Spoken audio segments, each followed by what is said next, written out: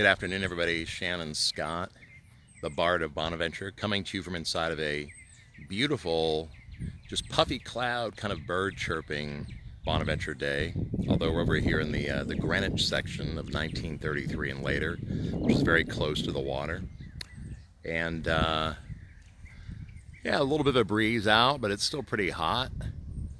But I thought I would make a special journey to the grave of Hollywood Ron Higgins, who was a Savannah guy who not only owned the Savannah Movie Tours company, but he was loved by all. So partly my visit is not just because he was one of my BFFs and he died tragically at 45 in 2010, but to also share with people the special grave of a special guy, which has a great piece of artwork here by the political cartoonist Mark Streeter. And yeah, this is kind of my visit for all the people out there who knew Ron in life and maybe were thinking about him as we all do. It's a big hole in the hearts of Savannah. And of course, his mother Hazel joined him around 7 years after her son's death.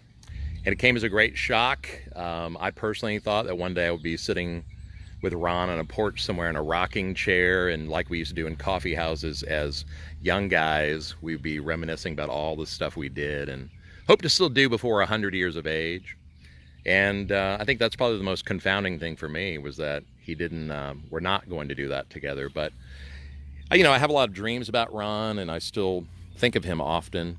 And almost everybody I know knew him and thinks of Ron. But he worked on Forrest Gump back in the early 90s, and hence partly his depiction of himself on the Forrest Gump bench looking off into the stars. And I love how the clouds kind of reflect here in the great, I guess this is a black, maybe granite, maybe polished marble, I'm not sure, but just beautiful.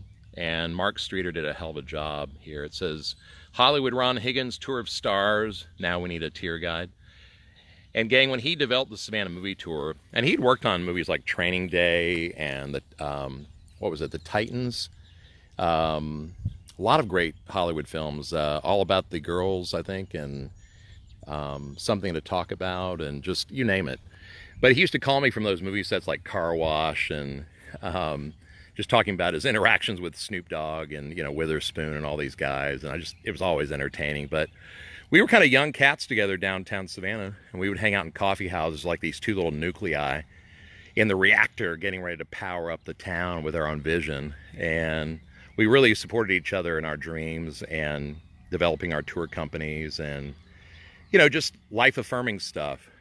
He was one of the, you could say, the tightrope knots of strength in my own personal spiritual life rope. And I think we kept that strand or that rope tight together for the journey.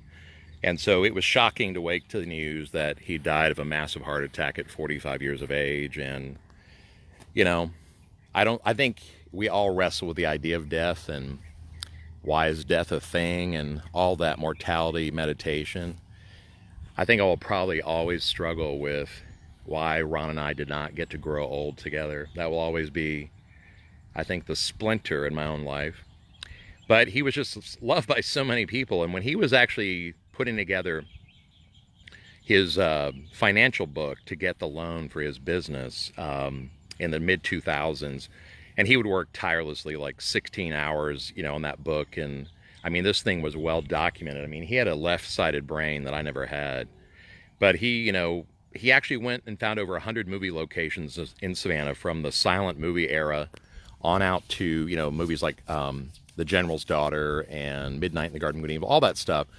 But he went and contacted all the legal owners of these films and basically solicited getting clips and permission to use clips to create this cutting-edge tour on a tour bus. So it was absolutely amazing.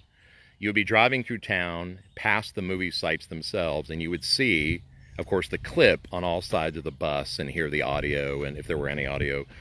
And one of the novel things about him, and I think it was, or our friendship, and it was really a tribute to the friendship we had, but I enlisted him to work with me on the pilot episode of Scariest Places on Earth in 1999, an episode called Savannah Frankenstein.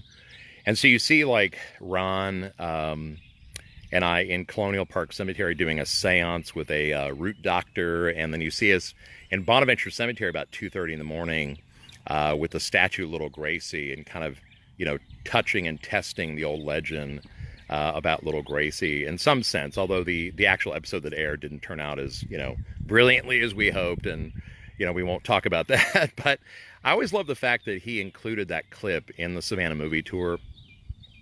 And so sometimes I was walking downtown Savannah, and he would actually hit the brakes with his bus. And, it's kind of embarrassing, but he made me get on the bus, and sort of, he's like, hey, this is Shannon from, Scariest Places, and practically made me sign autographs. And, now that I look back on that, I'm like, man, that was a beautiful, special thing from Hollywood Ron, a.k.a. Uncle Ron. He was so many things to so many people, and he's just dearly, dearly missed by everyone who knew and loved him. And, of course, his family, my hearts go out to them. They certainly have a special claim, but he kind of reminds me of Johnny Mercer, and I don't know, maybe a little bit myself too. It's kind of like the whole world has a claim on maybe certain people, like an extra claim. And I think probably when you're in the public eye, that's just the case. But Ron, I would say he had very few haters, very few critics. He was just really liked and loved by so many different kinds of people from so many different walks. And it always amazes me how many people knew Ron, from the most famous people to the smallest person, if you will, maybe the most unknown person in that sense. And Ron treated them all just like they were celebrities, and we'll always feel that way, will we not? Those that knew Ron, we were Ron's Hollywood, we were Ron's movie stars, we were his celebrity friends. So that's it from the grave of Hollywood Ron Higgins in Savannah. We'll be hanging out sooner than I probably even imagine, really.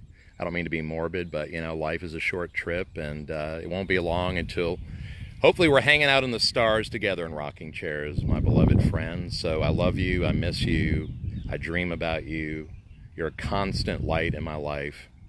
And thank you for blessing me with your existence and letting me be a part of it, my friend. And yes, rest in peace, Hazel, to his loving mother. You guys have a great day, and keep up with us, of course, at bonaventurecemetery.com and shannonscott.com. Ron doesn't mind me making a tour plug.